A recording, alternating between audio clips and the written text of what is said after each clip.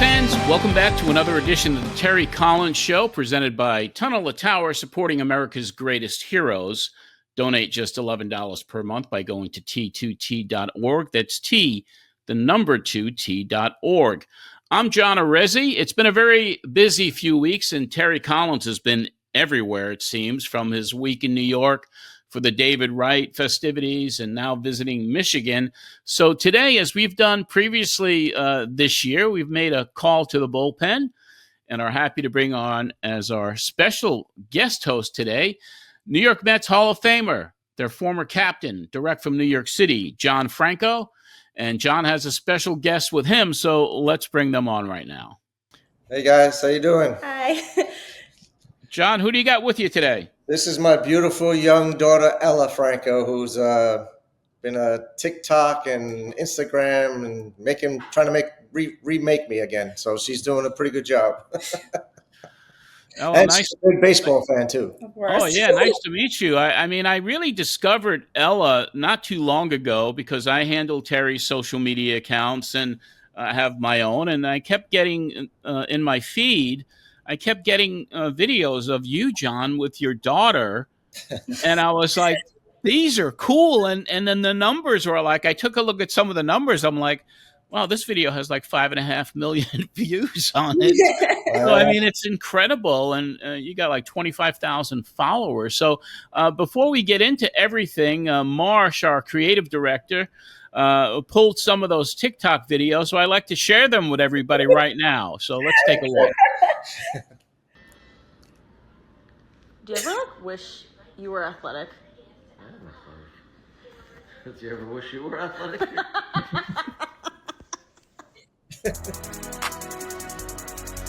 Y'all put up with me, I would have seen y'all niggas outside.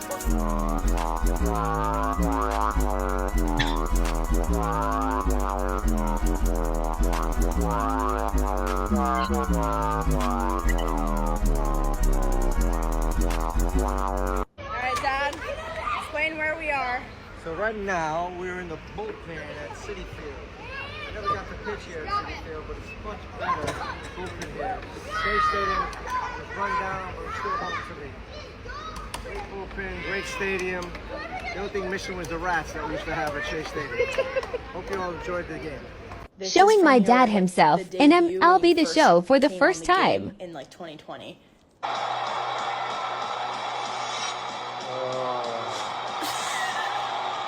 Believe it. Oh, it's not the light. Oh, that's me in the Reds uniform? Yeah. Foul ball still. Jesus, come on, miss it. See you later, kid. This guy's done. Believe it. Well, he's got ahead with 2 pitches down in the zone. He has plenty of options right here. He can go up. See you later, guys. Good morning, good afternoon, good night. Strikeouts. And he drops in for a strike. Throw nothing but strikes. I like this game. There's a swing and a miss. You got that right. Has so much drop in it. It's almost like a split finger fastball. Believe it. Just weak See you later, kid. on the ground. He gets swings and misses. Smith gathers, throws. That completes the strikeout, and that'll do it. It's pretty easy on the game. Very cool stuff. How long have you been doing this, Ella? Well, I think the first video I made with him was it was the summer going into my freshman year of college. So that was 3 years ago. I made this video with him. He has all these baseball cards of him.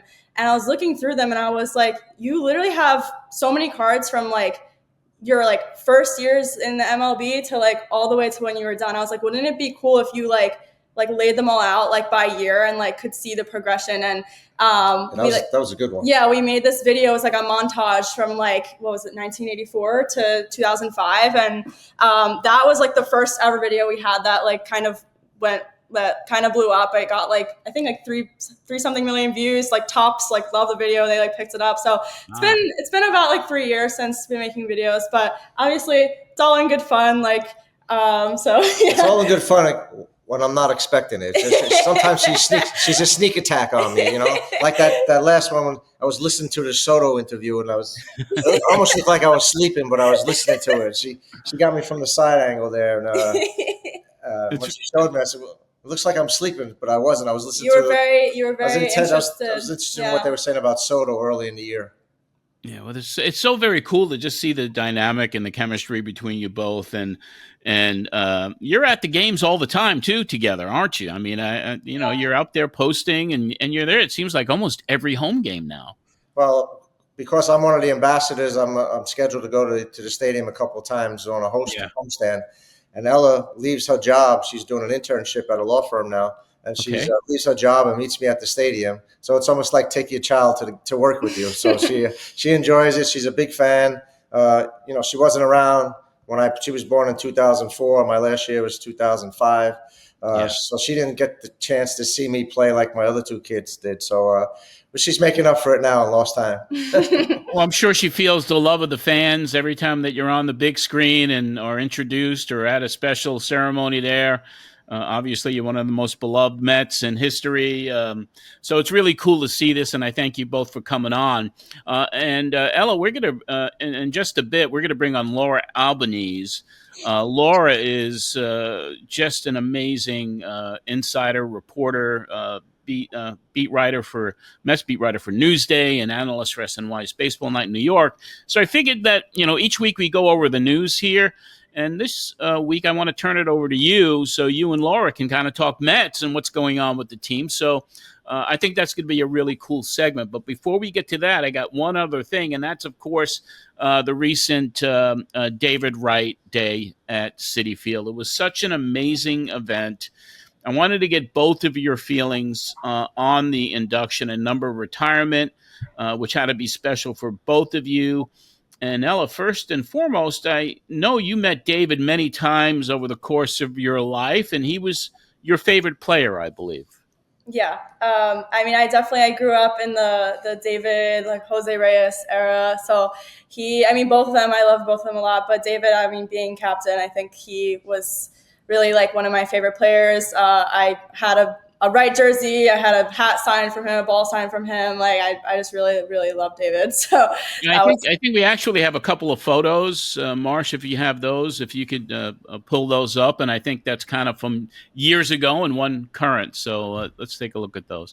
How old were you in this one? I think that was like 2013. So I had to have been eight or nine around then. Yeah.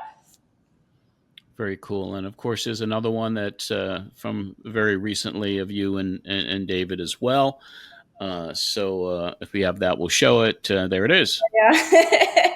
that was this past last weekend. Oh, awesome. Awesome. And John, your take on the David Wright ceremony and how the Mets organization made this a day which Met fans will certainly never forget.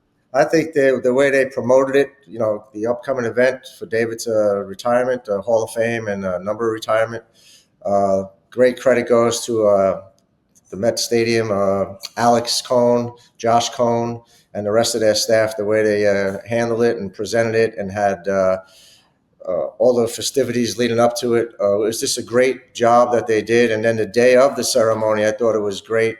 The way that the fans, that place was packed an hour before the game started, the hour before the ceremony. And just the way they handled everything and the way they brought back the former players who played with David and David's teammates that he played with during that 2006-2005 championship team. It was just a great job, and David's family, and it's just great to see all the guys come back and show the support. And David was well loved by everyone. He was the captain of the team. I remember when he first came up, he had a smile from ear to ear, taking batting practice. I got to see his father when he first came up, and I got to see his father on Saturday when he was there. So he's just a great kid. He was a great leader. He was great for the city. Not only what he did on the field, but what he did off the field also. Yeah, he's an amazing person. And I was on the field for the ceremony. I'd gotten credentials, and I was filming a lot of content, and I was there with my nephew, Dominic. who's another huge Met fan, and he was helping me with shooting some content for, just for Terry's show, because I like to always add something like that. This was such a special day. And ironically, when I was walking into the stadium, David pulled up in an SUV with his family, so I was able to capture that. And then all the other footage as well. I put up a little clip on my personal TikTok account, and I recommended a song that I used behind this little piece of content, and it was from a band called Layup, and it was a song called Best One Yet.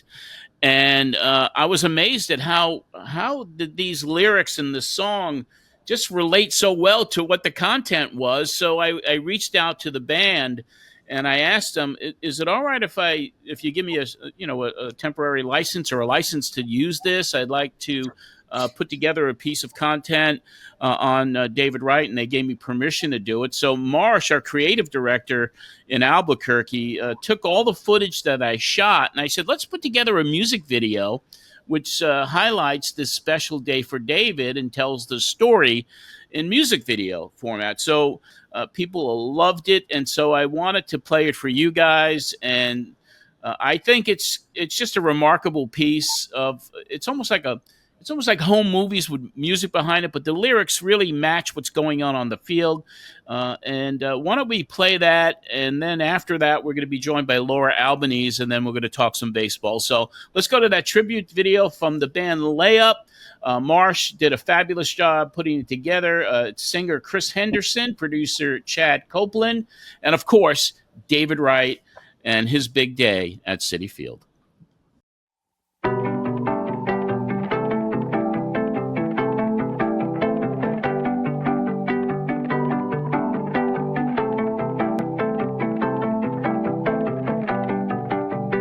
First day of the summer and it's calling for good weather. It's nice out at the moment and it's only getting better. It's all shaping up to be a time to be remembered. Amazing situation, now it's all coming together. I'm looking at a bottle of lightning and a sky full of stars aligning. Maybe I'm over excited, knowing that I feel like this will be the best one yet. That's it. Super phenomenal. And that's it. Oh my, it's the best one yet. And that's it. It's really happening. And that's it. Oh my, it's the best one yet.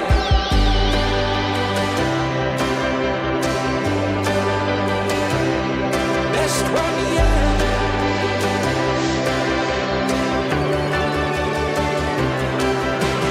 Tell me that you're going, it's an open invitation. My cousin said he's driving, if it's any consolation. I'm gonna go get my telescope to aim at constellations. This kind of supernova happens once a generation. Sky full of stars aligning, and I've never seen anything like it. Maybe it's just good timing, but I got a feeling this will be the best one yet.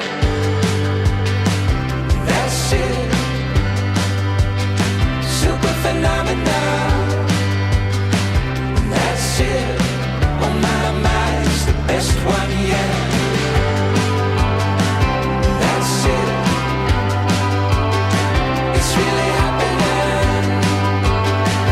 That's it. Oh my, it's the best one yet.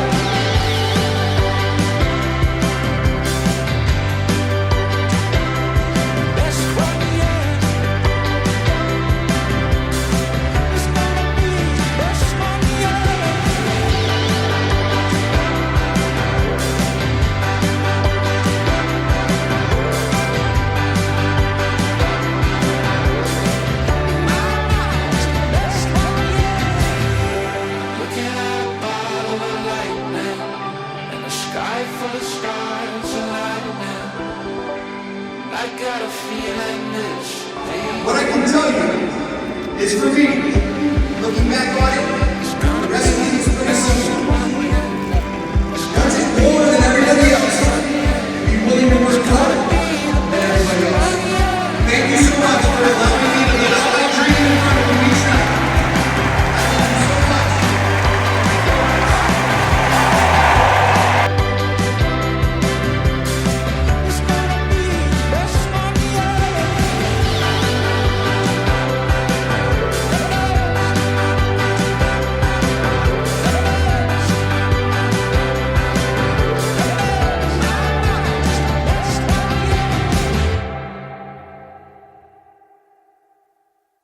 Nicely done. Yeah, awesome. Is it good? Yeah, awesome video.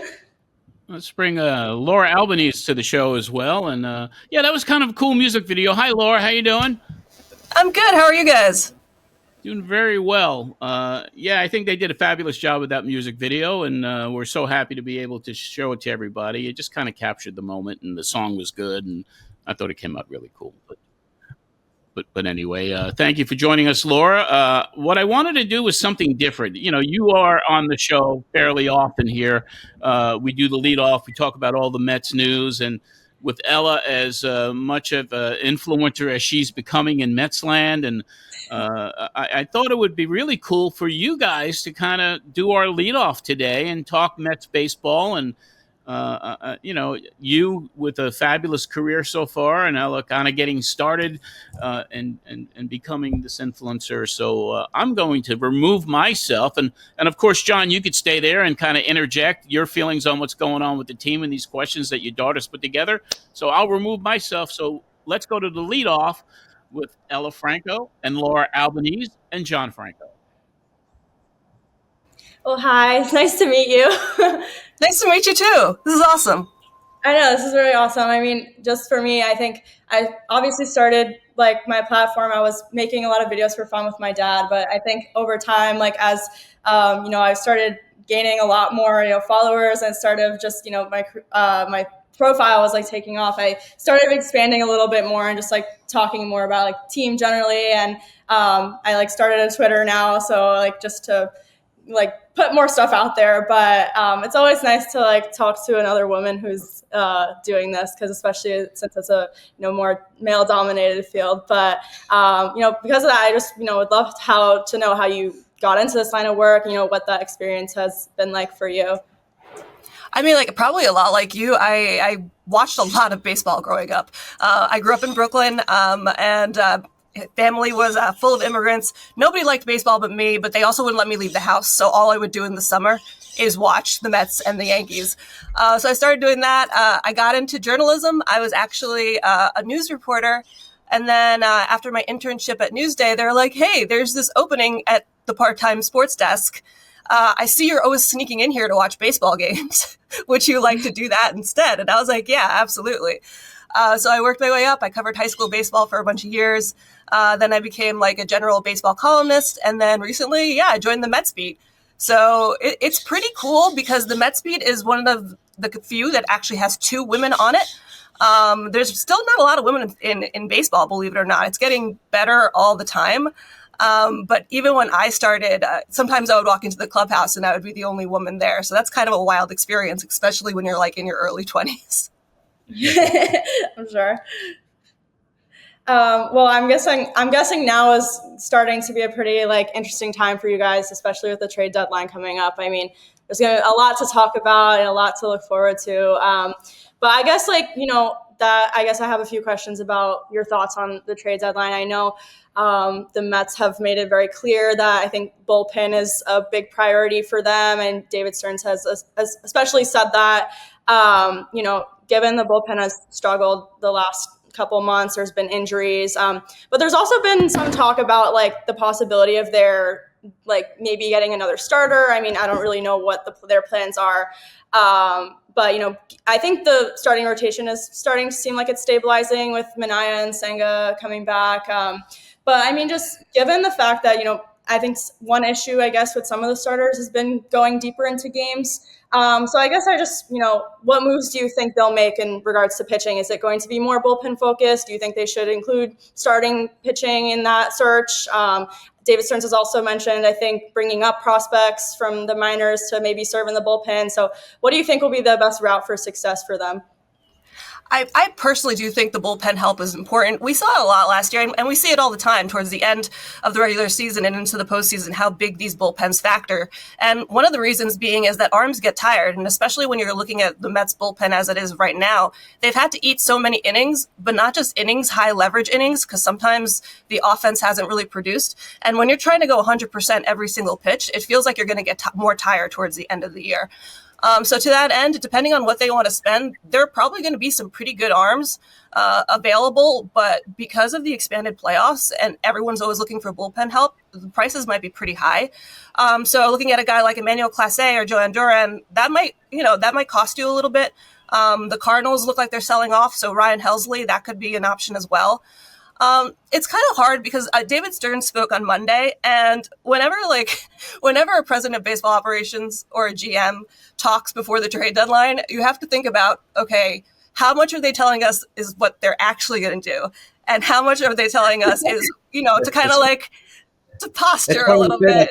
It's funny you say that because I told that to Ella. I said he's not going to show his hand. He's just going to say a couple of things out in front, and then he might surprise everybody. Everybody's talking about pitcher A, but then this pitcher's come out of left field that nobody talked about. Yeah, we were saying that this morning. We were I was like, it's really hard to know what exactly will happen. And so, he'd come out and be really sneaky, and we'll never know. Right, because if other teams know that, let's say, hey, actually we are kind of desperate for a center fielder, that would be nice. The price is they know they could fleece you basically. So that's what those are the little bit of chess moves that we have to consider when they're talking to the media. They're not just talking to the media; they're talking to other GMs. They're talking to people in the business as well. So while I do think they're going to be really active on the bullpen front, and David Stearns has made no secret about that, maybe he doesn't do a splashy move. He didn't really do much of a splashy move last year. He brought in Phil Maton. He brought in some other guys like that, kind of smaller pieces. But now, you see these reports and they're like, well, the Mets are looking at Eugenio Suarez. I'm like, yeah, everyone's looking at Eugenio Suarez. I mean, yes, obviously. But you do have to wonder, okay, is there something there? Is there something there with Cedric Mullins? Is there something there with Harrison Bader as options in center field? A guy like Dylan Cease would be incredible, something like that in the rotation, because we're seeing how cautious they're being with Sean Manaea and Kodai Senga, especially in terms of the way that they're ramping up their pitch count. So I'll just leave it at this. I am on the West Coast, and I decided to stay an extra day, not because I love the West Coast, even though I do, but because I can't be anywhere near a plane during the trade deadline. I have to be standing put. Yeah. You just never know. You know what? They just never know. I mean, there was a trade yesterday, right? The Mariners got Josh Naylor. So it's starting to happen a little bit at a time. But I agree with you. You never have enough pitching. I always feel if you can get a starter, if you can get one or two relievers. And, David has a history of not bringing up the splash guy, but he's bringing up some guys to fill in that spot. He might do that this year, but it'll be interesting to see what they do because we have a lot of prospects in the minor leagues, and I'm sure you don't want to give up too many prospects. And some of the young guys who are in the major leagues right now that teams might be focusing on, you might not want to give up a Vientos or a Beatty or a Acuna. So it'll be interesting to see which direction they go. Yeah. Yeah. Sorry. I was those three guys that you mentioned. I'm like, all right, is one of them not going to be on this team on August 1st? Only because, when you look at Beatty, Mauricio, and Vientos, I mean, there's a backlog in third base essentially. Mm-hmm. And so when you have an asset like that, can you turn it around? The problem being a guy like Vientos maybe isn't as valuable trade-wise as he was last year because of some of the struggles this season. Mm-hmm. Exactly. Yeah, well, I mean, we were just talking about, the young guys at third base and just, in the infield in general. So, I mean, I know they've been, pretty much cycling through Vientos, Beatty, Mauricio at third base. I mean, Acuna has been playing second every now and then, but Beatty can also play second. Mauricio has played second. With the trade deadline coming up, I mean, I'd love to know, especially what you think about how they'll move about that. Are they going to, continue just, going through the cycle of, using them like every couple of games and like switching it up? Or, do you think they might have to give up some or one of them in order to, get what, they need? I do think it's possible that one of them is no longer on this team on August 1st, which is always kind of breaks my heart to say that about young kids, because I mean, they spend all this time in this franchise, and it's obviously important to them. It is going to be a tricky situation, because I feel like in terms of, and when I say expendable, I don't mean expendable as the player. I mean expendable as a position. A guy like Vientos, who maybe isn't quite as defensively sound and slots in more as a DH, might be someone that you're more willing to part with. But then again, because of his struggles, you don't know how much his trade deadline value is going to be. Like there's a guy like Mauricio who has ups and downs, but the dude was out of baseball for a year. And so you really want to see like what he's going to be capable of doing. I don't know if you want to part with something like that, because you could be parting. I mean, people like are still having like nightmares about Pete Crow Armstrong at this point. You don't want to. You do not want to give up somebody. That worked out. Yeah, I mean, maybe this version of Javi Baez. Yeah, exactly. Yeah. So, I mean, this is going to be a really tough decision for them to make. I am not necessarily what people call a prospect hugger, but these guys are not really prospects anymore. They have some major league time under their belts. Frankly, for me, I feel like Mauricio might be one of the more valuable pieces there, because I have been so impressed with his third base when that's not necessarily his primary position, and he can only get better from this point on. Yeah, like you said before, he was out of baseball for a year with his knee injury. And I think about Mauricio, he could play third, short, second, even first base if you probably ask him to. He's a good athlete, switch hitter. Yeah. So, and he might be maybe a little younger than the two other guys, but not too far off. But he's another kid. I remember years ago seeing him in the minor leagues. He was a skinny little kid. Now he's grown up to be a big, strong 6'4", 6'5" man, and he's got some tremendous power. It'll be interesting to see how they go. Like you said, which one of the guys they're going to lean towards, and he probably has the most value out of all of them. For sure. I mean, I've just been very. I was just saying, I've been very impressed with like how. I mean, even Beatty this year has impressed. Moments. He's had his moments. I've been very impressed with him, and I mean, I think that goes for everyone else too. So yeah, I don't know. It'll be interesting to see how they go about what they'll do and stuff. That's why this is the most exciting and stressful part of the year, save for the playoffs. Especially for the young players now, because they hear their names being mentioned, and now they're out, on the West Coast and 3 hours behind, thinking when they come to the ballpark, if their locker's empty or if they get that phone call from the GM or whoever, the manager, get called into the office.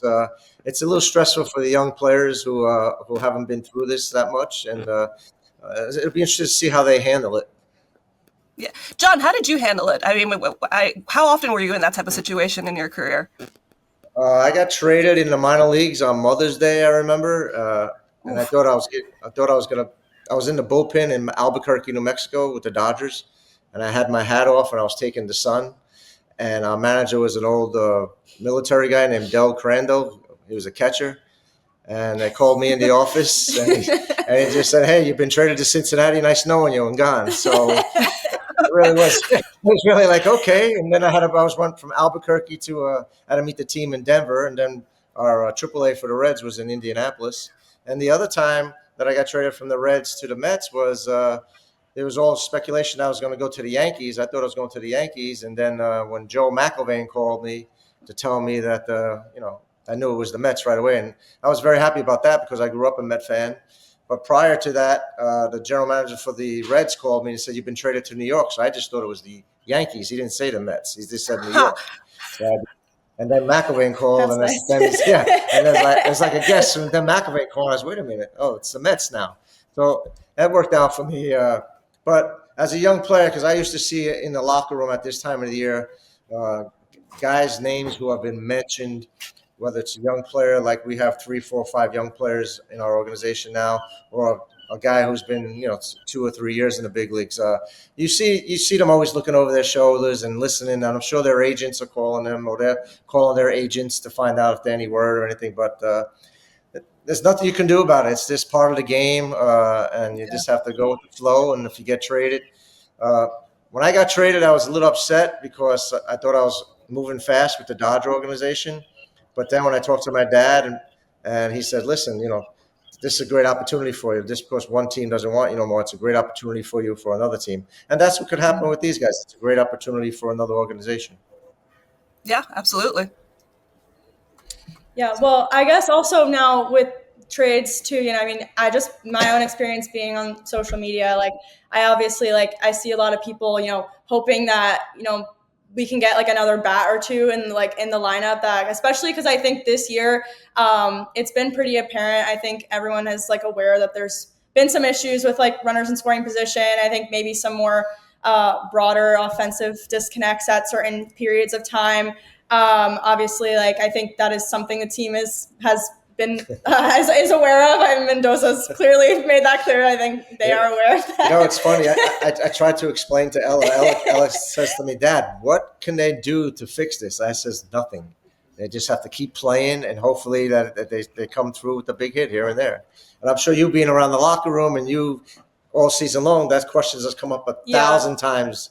What can they do to fix it? I really wanted to ask. I was what have conversations around that topic have really looked like? I mean, whether it's been player to player, players coaches to players, and how are they working to I know obviously my dad has told me it's something you just have to go out there and chip away at. But there's a lot of people who question whether it's about the approach, that if there's an approach that can be improved upon or whatever. So, I mean, just from your perspective, just being your inside knowledge, I mean, how has that been talked about?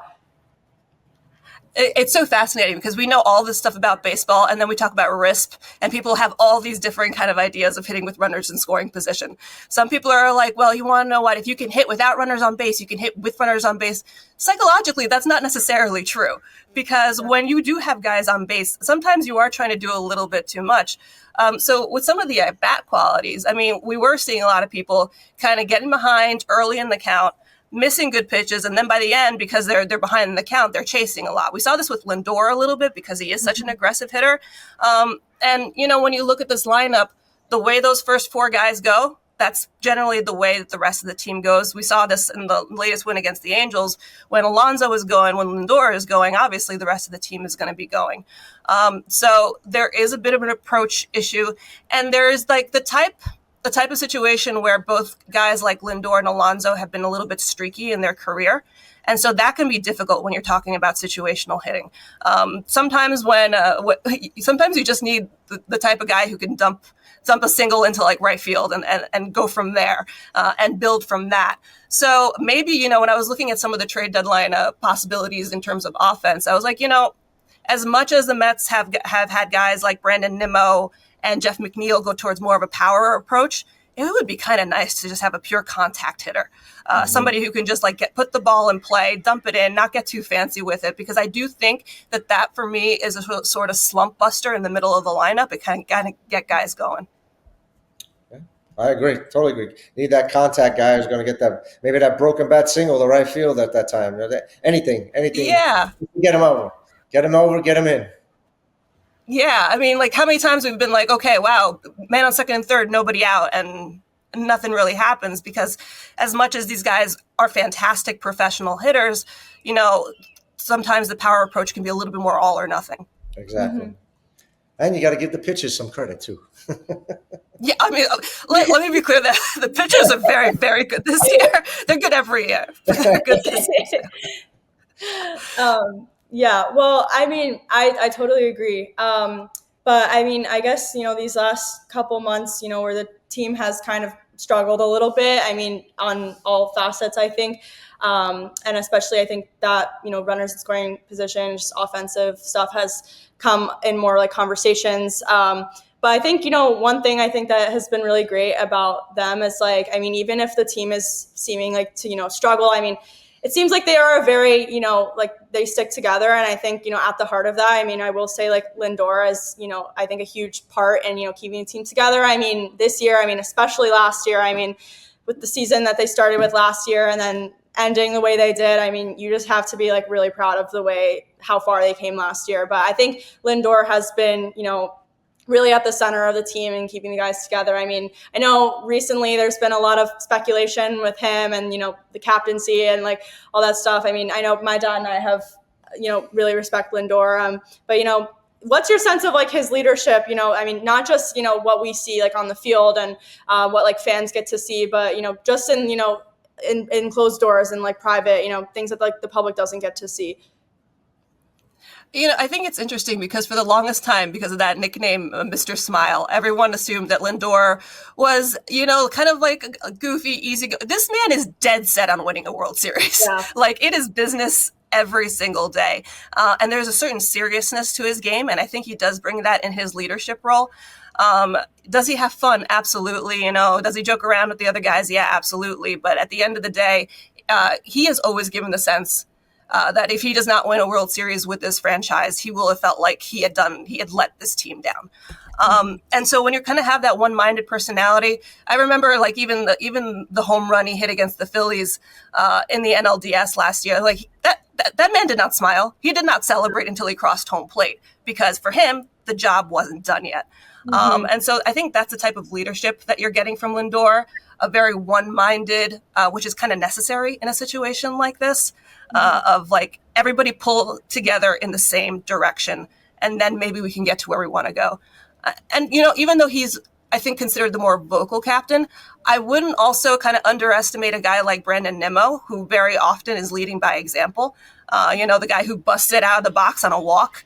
He genuinely has been, he's been with this team his entire career. And he too has kind of had a share, if you want a captain and an associate captain, like they do in hockey, like that sort of thing. He really much has had a share in leading this team. Yeah. I mean, I've been very impressed with like Lindor and how he's even just presented himself. I mean, with media, I mean, he talks like I think a leader, and I've really respected that. And like you said, I mean, he's made it very clear that, what he wants is to win a World Series. And like, I think you really can see that he wants to win. And I think, I will say I've really much appreciated, I think all the guys on the team like want to win. I think, that also stems from, I think, maybe with the change in ownership. I mean, Alex and Steve, they want to win too. I think that's been great that they've, they have that mindset, bringing in players who have that same mindset. I mean, hopefully, we'll see a win from them sometime in the future soon. Yeah. Yeah. And, I mean, while like, it's like, okay, baseball players want to win. Yeah. I mean, nobody goes to the ballpark and be like, man, I really want to lose today. But I do think last year when you get that close and you feel what it would be like to, especially to win in a city like this, it kind of almost makes it more. You didn't think you could want to win more. But it turns out when you start experiencing it, you're like, oh, well, maybe I really want to experience this to the full extent. You don't want to see people celebrating on your field ever. Yeah. I agree. I didn't like it in 2000 when the Yankees did that. I can't imagine. I mean, New York, that's probably. I didn't like it last year either when we lost to the Dodgers either. So, but it is what it is. It's a great experience for the players and makes them more hungry this year. So, it is. My one question. I have a question. Before I think Ella has maybe one or two more questions. What's your gut feeling on the second half? That's what I want. That's what I like to know. Your gut feeling on which direction team is going to go. I think they will make the playoffs. I think they'll win the division. I think they're going to win the division. That's how I feel. I think most likely they will win the division. I am always cautious, having covered a number of Met teams with this. I don't know what it is. This like August, September swoon. I think the arms get tired. And, like everyone's like, oh, this is just a Mets situation. I'm like, no, the pitchers are tired, man. People are grinding. It's a long, long season. The one thing that gives me pause is that their strength of schedule is among one of the hardest in Major League Baseball down the stretch. So that's going to give them a little bit of trouble. Even the series coming up against the Giants, and you got Robbie Ray, you got Logan Webb. These are no easy outs here. So it's going to be interesting to see what happens. Just that bullpen right now is a concern. Not because the guys aren't talented. No. It's just they're too taxed. And losing AJ Minter was, I think, a bigger thing than people realize. And they need higher leverage arms that they can count on. Yeah, I mean, I think I was watching the game the other night, and they had mentioned like the amount of innings that the starters have pitched is less than the amount of innings that the bullpen has pitched, and that to me is like a crazy stat. I mean, like that. I mean, it should definitely not be that way. So I mean, I think they've been very much overused. I think that is part of the reason why they've gotten so tired, so in the last couple of months. I was trying to tell Ella that the best athletes on the team are the bullpen guys. You might be a little bit biased on that one, but I'll go for it. A little bit. Just a little bit. Just a little bit. Not the shortstops, no. No. Well, yeah, I mean, my dad and I, we were talking about this the other day. I think this is like one of my last questions for you. But we were talking about Alonso and Diaz, and, especially considering both of them can opt out at the end of this year. I mean, we were, thinking about, what's going to happen with them. Should we think about bringing them back, or, it depends really, I guess, on the direction that the team is moving. But, what's your feeling on that? I mean, I think it's going to be very difficult to part with either of them. That being said, for as much as people are like, oh, Steve Cohen is a Mets fan, and he 100% is a Mets fan, he's also a businessman. And first and foremost, he's a businessman. So he's going to make, the good business decision. That being said, I think we saw with the Alonso negotiations last year, and even with guys like Jesse Winker, that they wanted so badly to return to the Mets because of the culture that they've been creating. So it could be possible that some sort of hometown discount, in addition to paying Alonso at least close to what he's worth, particularly with what he's done this year, I could see him coming back. My read on this player is, much like a lot of other players, he wants to be a Met for life. This is kind of like the situation, but he has a family to provide for. He has things that he has to think about that go beyond his loyalty to a franchise.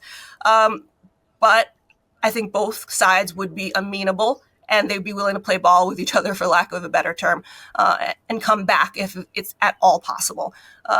With Alonso, you looked at him last year when he was struggling before he hit the home run in the wild card. People were like, oh, there's this thing with power hitting first baseman where they kind of fall off a cliff when they start hitting and when they start going into their 30s and maybe not hitting as much.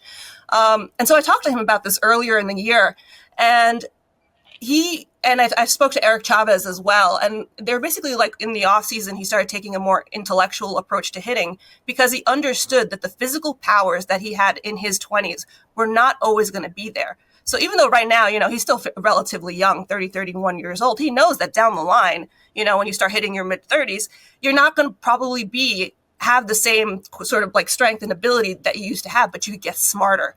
And this is one of the few games where getting smarter can be just as powerful as being young and spry. So right now he's combining the two. And what I like about an approach like this is that it's sustainable because, that intelligence that you get, that ability to study opposing pitchers and that ability to do what you need to do in order to get results, that doesn't go away with age. That can only get better. So I think that's going to be, I think they could probably come to some sort of terms on that. And then, and Diaz, I don't know. David Stearns is he's interesting when it comes to relievers, and I do not pretend to know what's going to go on in his mind there. Out in San Francisco, we're back. Laura, we really appreciate your time. I know you're having a couple of technical deals over there, but in San Francisco, I thank you so much for this, and to say hello to Ella and John. And before you go, I'd like you to let everybody know where they can follow you on social media and where they can listen to your podcast. Sure. And again, I'm so sorry for my many problems, but you can find me at newsday.com/Mets. That's all my stuff over there.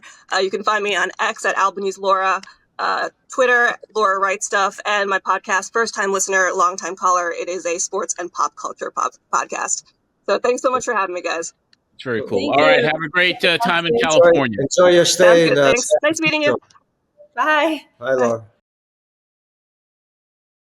Laura Albanese, always a pleasure to have her on. And that was a great job, Ella. Thank you. Thank you. That was cool. Very cool. So, yeah. Do you have aspirations to, what are your career aspirations, or do you have them at this point? You're still very young, obviously, but.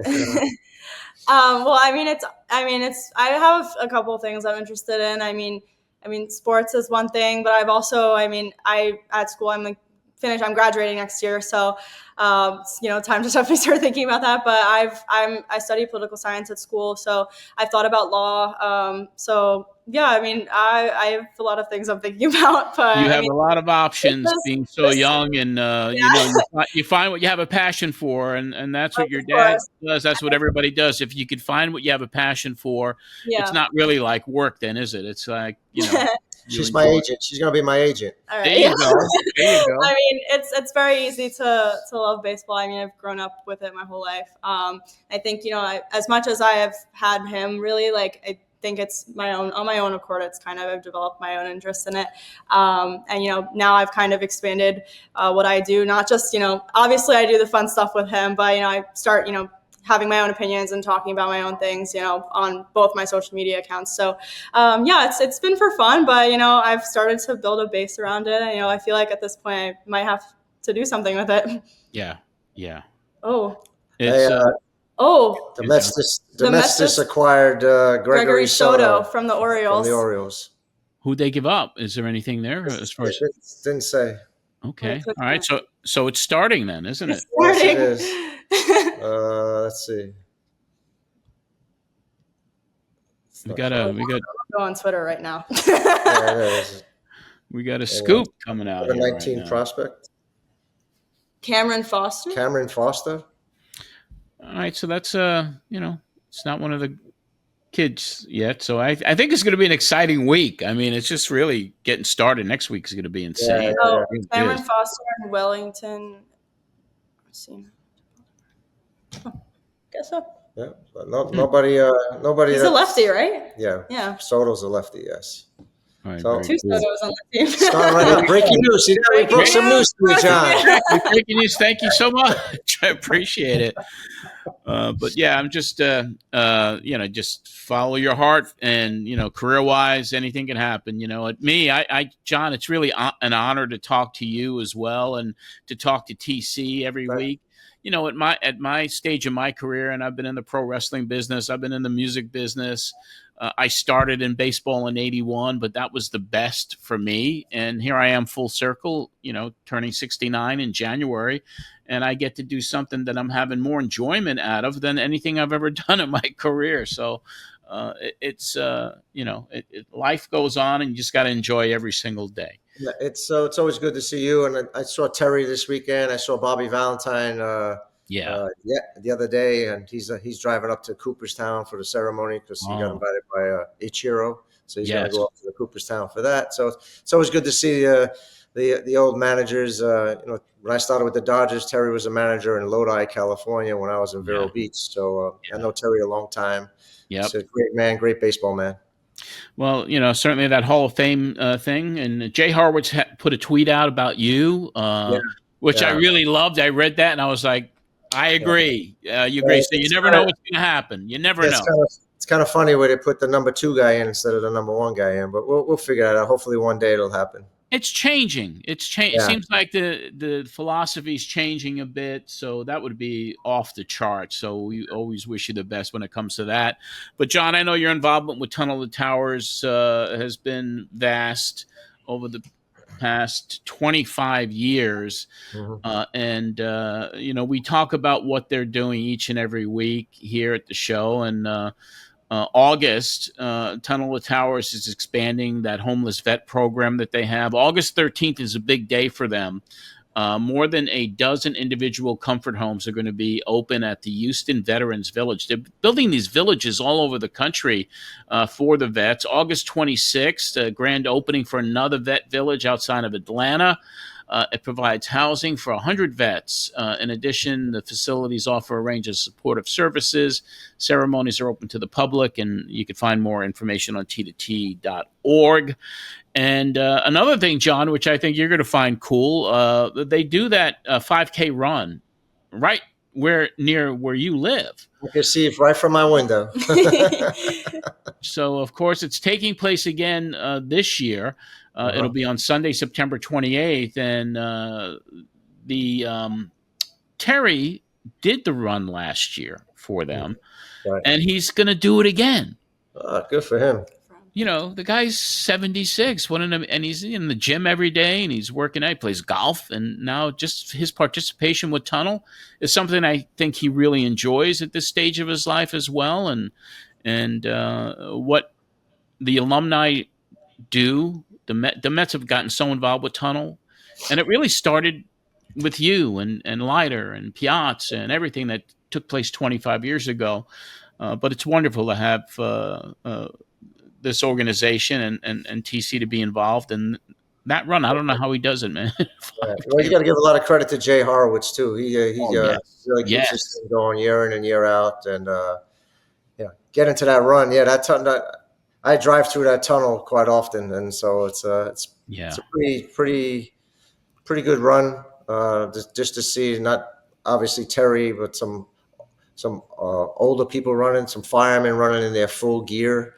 The military, West Point, comes down and they're running that every year. So it's just gotten bigger and bigger and bigger every year. I remember Frank telling me that when they first started, it was like 500 people. Now they got over 30,000 people running that thing. So it's amazing what they do every year. Not only the runs, but all his fundraisers, his golf outings, and all the money that Frank and the people from Tunnels to Tower do is just amazing what they do, not only for the police and firemen, but obviously for the military also.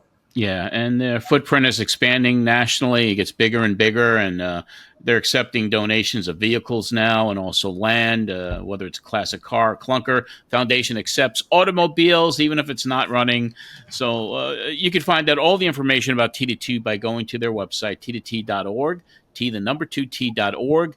And John, I spoke to you just a little bit ago with Ella that Tunnel did a story. They do these incredible 2-minute stories. And they did one on you, and I was fortunate enough to help with Jay have you involved in this great video. So Ella, you haven't seen it, and each week we do air one of these stories, and today we've decided to kind of do an encore, the John Franco story. So why don't we take a look at that right now, and then I have one or two other questions for you, and then we'll wrap it up. Let's go to the video. How's it going, John. Lenny, nice to meet you. Nice to meet you guys. Hi, I'm former pitcher John Franco of the New York Mets. Let's go Mets, and let's help the Tunnel to Tower Foundation. On 9/11, the team was in Pittsburgh, and the plane hit the World Trade Center. I immediately called home, and as I was on the phone with my wife, I saw the second plane hit. Born and raised here. You know, this is my home. It's like a punch in the stomach. When I talk about it now, the hair stands up on my arms. I think about, obviously, the people who weren't firemen and policemen, who went to work that day just to put food on the table for their families. You think about the firemen who went into that building. You can't forget them. This is the street sign. This is the door from the engine. Coming down here at ground zero, we weren't sure if it was the right thing to do, but we wanted to help any way we can. But then when we got down here and we saw the firemen and the rescue workers, with all the soot on their face and sitting down, resting, and you could see how exhausted and sad they were. When there's a building on fire, most people are running out. These guys are running in. And for us to bring a T-shirt or a hat to them, they saw us, they smiled, they thanked us for coming down, make them forget for what they were doing just for a second. It made us feel good about that. We put a small Band-Aid on a big wound. They fought for us. They sacrificed. I know Frank Stiller, who started this Tunnel to Tower, and what they're doing around the country is an amazing job. I take my hat off because they are giving back. Their brother is a true hero. He was in Brooklyn, ran through the tunnel with his gear on. I mean, what more could you say?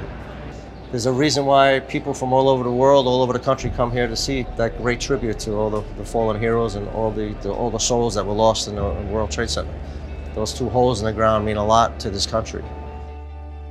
By giving $11 a month, you're joining us on our mission to do good. Go to t2t.org to make a positive impact. Very powerful stuff there. It is. Well, they certainly appreciate your involvement, John, as always. And without them, we're here. They're associated with our show, and the partnership that we've had with Tunnel of Towers in the past 2 seasons has been amazing. And we do anything we can on our end to help recruit some players to participate in their foundation. And everybody always says yes. So that's the beautiful thing about it.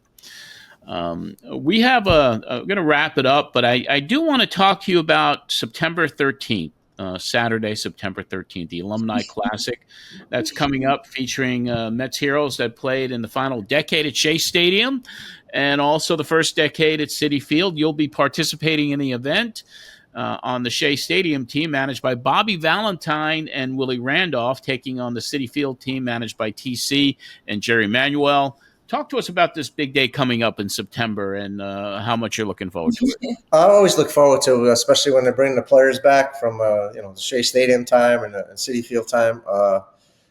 It's one thing that the Steve Cohen and Alex have done is got the alumni more involved in the history of the Met organization. A few years ago we had Old Timers Day where they brought guys back from the 60s, 70s, 80s.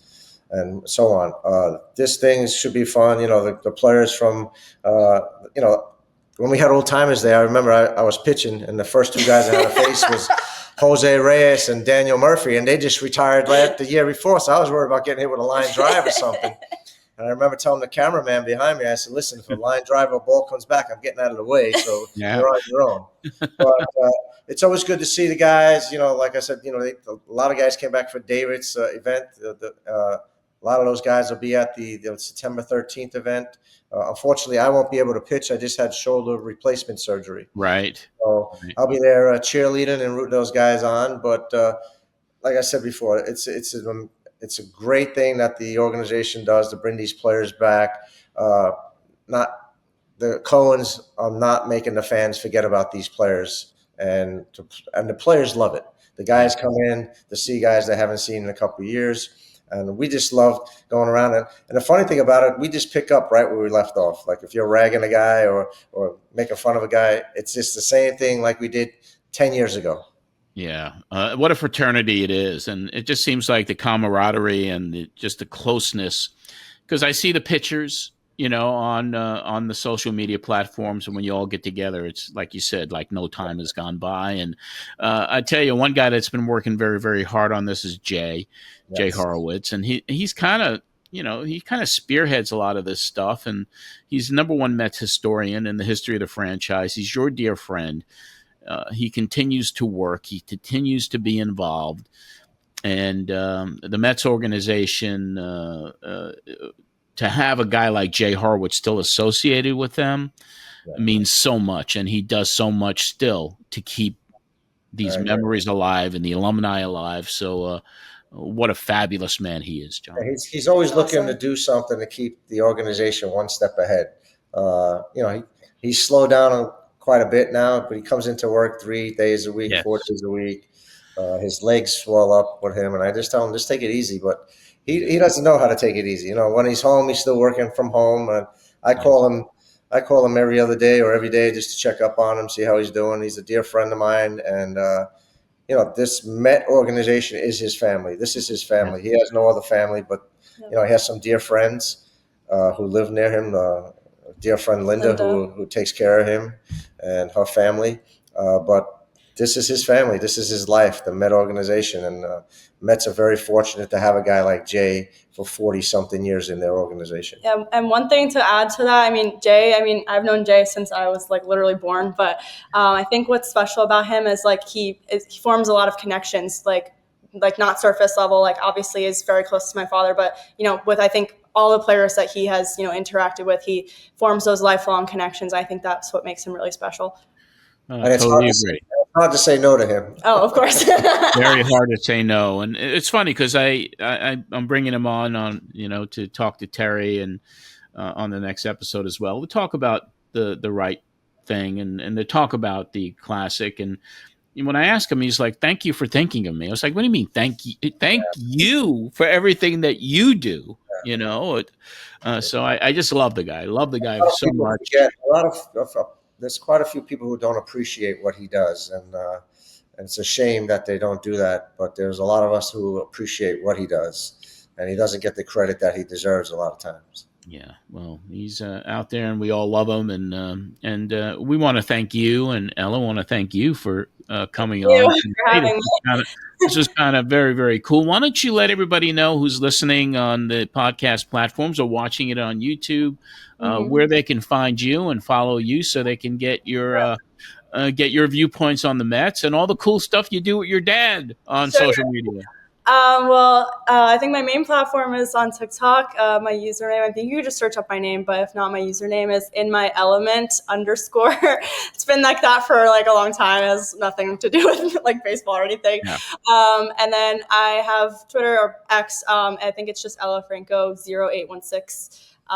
You can follow my Instagram too, but I don't really post many baseball stuff on there. It's just Ella with an extra A Franco. But yeah. Well, just search Ella Franco, especially on TikTok. That's where all the activity is for you, and all the tens of thousands of people who follow you and the millions of impressions that you're generating on that platform. So it's amazing. It's been fun. It's been awesome. I've enjoyed it. We enjoy it. Got a couple of things up her sleeve for the rest of the summer, trust me. I'm sure she does. Well, it's been a pleasure, as always, John, to see you. And thank you for stepping in again for TC, who's been quite busy himself these days. And I look forward to seeing you in September at the Alumni Classic. Great. I look forward to seeing you, and thanks for having us. We enjoyed it. Well, my pleasure. Thank you so much. Bye-bye. Really want to thank John and Ella Franco, father and daughter, for appearing on the show today. That was really, really cool. Well, Tunnel to Towers Foundation founder Frank Siller recently got together with Hollywood legend and one and only Sylvester Stallone to discuss Stallone's involvement with the foundation, another huge name aligning with T to T. So let's go to that right now. Wow. Lo and behold. I know that walk anywhere. Welcome to the set of Tulsa King. It's a privilege to see you here. Oh my God, what a treat. Likewise. Can't thank you enough for being here on your set. My goodness. Welcome to the bar at Tulsa King. You know, when I first met you, you said to me that you wanted to help out. Whenever we can take our ability to bring focus onto what your cause is, it's an honor to be chosen to do this for you. What draws you to help our American heroes? The least we can do, or people that have the means, is contribute to these incredible people that don't get any recognition at all, but they're the real heroes. We're kind of movie heroes. They make us. We're fictional. They're real. If any first responder or Gold Star would or has someone die in the line of duty and they leave a young family behind, we pay every mortgage off in America. Which is such a humane thing to do, to take care of the people that are taking care of us. Exactly. It's simple. It's really simple math. This coming year, we're building a special 100 smart homes for the catastrophically injured service members and first responders. The stuff that you take for granted that they can't do, and now they can. And over the last 2 years, we've taken over 10,000 homeless veterans off the streets. We get them all the comprehensive services they need to assimilate back into society. Every one of them deserves a home and to feel safe, considering what they've contributed to this country's safety and future. People know that when they make a donation, their money is gonna go to these heroes. True. It's like guaranteed in the bank. And everyone, this is money well spent, and you know exactly where it's going, into these people's lives. Well, thank you very much. And keep punching. Thank you. God bless. I'm Sylvester Stallone. Please donate $11 a month at t2t.org. We'll have another Tunnel to Towers story on our next episode. And before we go, we want to remind you, as we do each and every show here, to check out Amazing Conversations with our dear friend Jay Horowitz, a New York Mets podcast hosted by the foremost Mets historian. Each week, Jay brings on guests from all eras in Mets history. Amazing Conversations with Jay Horowitz, available on all podcast platforms and on YouTube. And we invite everybody out there to subscribe to the Terry Collins Show on your favorite podcast platform or on our YouTube channel. Go to youtube.com/TerryCollins The Terry Collins Show. Our entire archives of the past 2 seasons are available on the podcast platform you listen on, and of course, the YouTube channel. Everything is archived there, and especially that we've been sharing that video from Layup. The only way to get its full effect is to watch it on the YouTube channel. So go there and enjoy it. And while you're there, subscribe to the channel and like it as well. We want to thank our creative director, Marsh, and what a fabulous job he did on that video. So thank you again, Marsh. And of course, our researcher, Dominic DiBiase. For Terry Collins, who will return next week with Jay Horowitz, Andy Martino, and maybe a surprise guest from 2015 that we're working on. This is John Arezzi. We'll see you next time.